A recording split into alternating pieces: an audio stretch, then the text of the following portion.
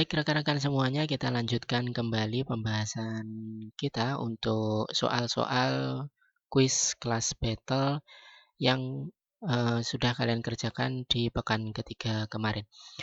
Kita lanjut ke soal nomor 11. Soal nomor 11 ya, keuntungan atau kerugian atas penjualan persediaan dalam konsep konsolidasi dianggap telah terrealisasi jika A. Persediaan hilang di telan bumi, B. Persediaan masih di tangan anak, C. Persediaan masih di tangan entitas induk, atau D. Persediaan telah terjual ke entitas non-afiliasi. Ya, dari 4 pernyataan ini maka yang paling tepat adalah B, ya, persediaan telah terjual ke entitas non-afiliasi, ya. Nah, keuntungan atau kerugian atas penjualan persediaan dalam konsep konsolidasi, ya, yang terjadi antara keuntungan atau kerugian yang terjadi antara induk dan anak ketika mereka saling bertransaksi, maka keuntungan tersebut itu akan dianggap terrealisasi jika persediaan yaitu telah terjual ke entitas non-afiliasi. Soal nomor 12. PTI memiliki 100% saham pada PTA. Selama tahun 2020, terdapat transaksi penjualan persediaan oleh PTI ke PTA sebesar Rp500. Harga pokok penjualan atau BPP atau HPP dari PTI atas penjualan tersebut itu adalah 400. Nah, maka transaksi tersebut dikategorikan sebagai, nah sebelum kita menjawab pertanyaan ini, maka kita lihat dulu siapa yang berperan sebagai induk perusahaan dan siapa yang berperan sebagai entitas anak. Nah, kita lihat di sini PTI memiliki 100% saham pada PTA. Maka dari pernyataan ini kita ketahui bahwa PTI itu bertindak sebagai entitas induk dan PTA itu bertindak sebagai entitas anak. Nah, selanjutnya ya dari soal kita ketahui PTI itu melakukan penjualan kepada PTA ya. Berarti di sini PT induk menjual barang atau persediaan kepada PT anak ya sebesar Rp500. Nah, dari ilustrasi ini maka transaksi tersebut kita kategorikan sebagai transaksi hilir, transaksi lateral, transaksi hulu atau transaksi terlarang ya. Kita ketahui tadi transaksi ini adalah transaksi antara induk yang menjual persediaan kepada anak ya, induk ke anak dari atas ke bawah, maka ini adalah transaksi hulu ya, ini adalah transaksi hulu. Kita lanjutkan ke soal nomor 13. Di sini masih menggunakan ilustrasi yang sama yaitu antara PTI dan PTA, di mana PTI menjual barang kepada PTA sebagai anak perusahaan senilai Rp500 dan beban pokok yang diperoleh oleh PTI ya atas penjualan tersebut adalah 400 dan PTA menjual persediaan kepada PTN atau entitas non-afiliasi seharga 550. Jika seluruh persediaan yang diperoleh oleh PTA dari PTI telah terjual seluruhnya di tahun 2020, maka jurnal eliminasinya adalah kita lihat ilustrasinya. Jadi PT induk atau PTI itu memperoleh barang ya atau persediaan dari PT non-afiliasi ya dari pihak non-afiliasi seharga Rp400. Kemudian PT induk menjualnya kepada PTA atau PT anak perusahaan senilai Rp500. Maka dari transaksi ini ya PT induk akan membukukan beban pokok penjualan senilai 400 dan profit senilai Rp100 ya. Kulaannya 400 dari non-afiliasi dijual kepada anak senilai 500. Maka PT induk profit Rp100 atas penjualan ya yang dilakukan pada PT anak. Kemudian PT anak atau PTA itu menjual barang yang diperoleh dari PT induk tadi kepada pihak non-afiliasi dengan harga Rp550 ya. Jadi sampai akhir tahun 2020 barang yang diperoleh oleh PTA dari PT induk itu semuanya telah terjual kepada pihak non-afiliasi. Maka dari transaksi ini PT anak akan membukukan beban pokok penjualan 500 dan keuntungan atau profit dari penjualan tersebut adalah Rp50 ya. Kulaannya 500 dari induk dijual 550 maka profit 50. Dari transaksi ini ya, maka jurnal eliminasi yang harus dibuat sebelum kita menyusun laporan keuangan konsolidasi adalah kita akan mengeliminasi ya penjualan anak ke induk, yaitu penjualan yang terjadi dalam satu entitas afiliasi, yaitu penjualan yang terjadi dari anak ke induk senilai Rp500 ya. Kemudian kita akan mengeliminasi beban pokok penjualan ya yang diperoleh anak dari induk ya senilai Rp500. Nah, ini adalah jurnal eliminasi ya untuk mengeliminasi penjualan dan BPP ya ketika persediaan yang diperoleh oleh anak dari induk itu seluruhnya telah terjual eh, kepada pihak non afiliasi. Baik, kita lanjutkan untuk soal nomor 14, masih menggunakan ilustrasi antara PTI dan PTA. Namun dalam soal nomor 14 ini, kondisinya yaitu ketika seluruh persediaan yang diperoleh oleh PTA dari PTI itu masih di tangan PTA atau belum terjual sama sekali kepada entitas non-afiliasi. Maka jurnal untuk mencatat penangguhan keuntungan tersebut adalah ya, jadi karena barangnya itu masih berada di dalam kelompok usaha, ya dalam hal ini masih berada di tangan anak perusahaan, maka ada keuntungan ya yang terjadi akibat transaksi ya yang terjadi antara induk dan anak itu belum terrealisasi. Kenapa belum terrealisasi? Karena barangnya masih berada di dalam grup usaha tersebut. Dalam hal ini adalah masih berada di tangan anak perusahaan. Ya, jadi masih menggunakan ilustrasi yang sama, tetapi dalam hal ini barangnya itu seluruhnya masih berada di tangan PT Anak.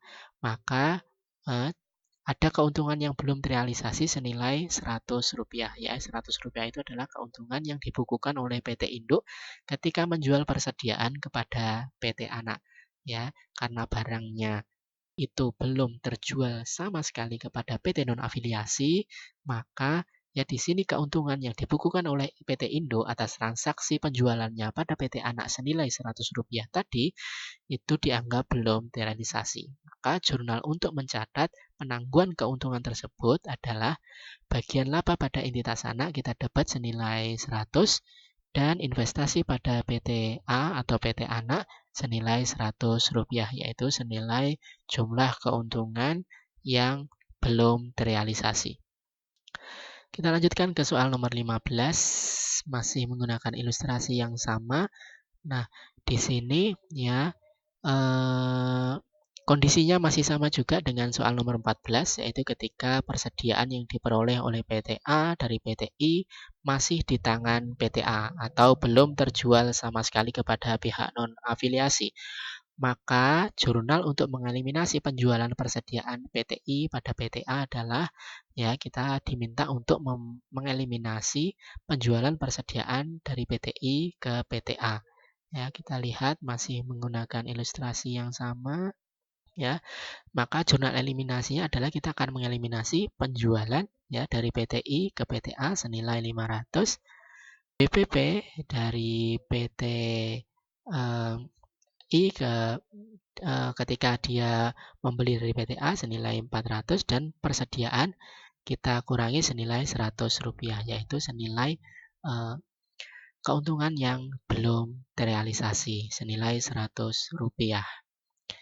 Lanjut ke soal nomor 16, masih menggunakan ilustrasi yang sama ya, tetapi di sini untuk soal nomor 16 kondisinya adalah ketika persediaan yang diperoleh oleh PT-A dari PTI telah terjual sebanyak 60%. Ya, di mana 60% itu dijual PT-A kepada pihak non-afiliasi seharga 330. Untuk soal nomor 16 ini kita diminta untuk mencatat keuntungan yang belum terrealisasi. Ya, jadi masih menggunakan ilustrasi yang sama. Tetapi di sini PT-A itu baru berhasil menjual persediaan kepada PT non-afiliasi sebesar 60% ya, yang nilainya adalah Rp330. Maka sisa persediaan yang belum terjual itu nilainya adalah 40% ya, karena baru terjual 60%, maka sisanya adalah 40%. Keuntungan induk atas anak itu totalnya adalah 100 ya, yaitu keuntungan yang dibukukan oleh induk ketika menjual persediaan kepada PT anak tadi, yaitu senilai 100. Nah, maka terdapat keuntungan yang belum terrealisasi senilai 40%, ya, yaitu sisa barang yang masih ada di tangan anak perusahaan dikali dengan keuntungan yang dibukukan oleh induk pada anak, yaitu 100. Maka keuntungan yang belum terrealisasi di sini adalah nilainya Rp40. Maka jurnal yang dibuat ya untuk mencatat penangguhan keuntungan yang belum terrealisasi senilai Rp40 adalah kita akan mendebat bagian laba pada entitas anak senilai Rp40 dan investasi pada PT anak di sisi kredit senilai Rp40, yaitu senilai keuntungan yang belum terrealisasi. Kita lanjut ke soal nomor 17, ilustrasinya masih sama dengan nomor 16. Ya, keadaannya juga masih sama, yaitu ketika 60% persediaan yang diperoleh oleh PT A dari PT I itu telah terjual, maka 40%-nya belum terjual. Nah, untuk soal nomor 17 ini kita diminta untuk membuat jurnal eliminasi penjualan persediaan dari PT I ke PT A. Nah, masih menggunakan ilustrasi yang sama ya. Nah, maka kita akan mendapat penjualan senilai 500 ya, yaitu penjualan yang terjadi dari PT induk ke PT anak ya, didapat 500, lalu BPP-nya 460, persediaannya yaitu keuntungan yang belum terrealisasi kita kurangkan ke nilai persediaan senilai 40. Nah, teman-teman mungkin bertanya, nilai BPP 460 ini dari mana? Kita lihat ya di sini ya. Nah, teman-teman, BPP gabungan ya sebelum kita melakukan eliminasi itu nilainya adalah 400 ditambah Rp300. Dapat dari mana? 400 ini adalah nilai BPP yang dibukukan oleh anak ketika BPP ini adalah yang dibukukan oleh induk ketika membeli barang atau persediaan dari PT non afiliasi. Maka di laporan keuangan PT induk, BPP-nya adalah Rp400. Sementara di dalam laporan keuangan PT anak, BPP yang dibukukan oleh PT anak itu adalah Rp300 ya. Kita tahu tadi PT anak membeli barang dari PT induk totalnya adalah 500. Nah, baru terjual 60%, maka BPP yang dibukukan oleh anak itu adalah 60% dikali 500, yaitu Rp300. Maka kalau kita gabungkan BPP anak dan BPP induk, itu nilainya adalah Rp700. Maka BPP grup seharusnya itu kan adalah BPP ya dari kulaannya grup tersebut dari pihak non afiliasi. BPP Group itu seharusnya adalah 240. Dari mana angka 240 ini?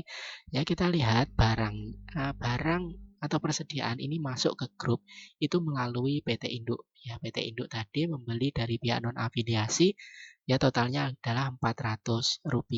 Itu adalah BPP Group sebenarnya karena barang masuk ke dalam grup usaha itu senilai Rp400, dibeli seharga Rp400.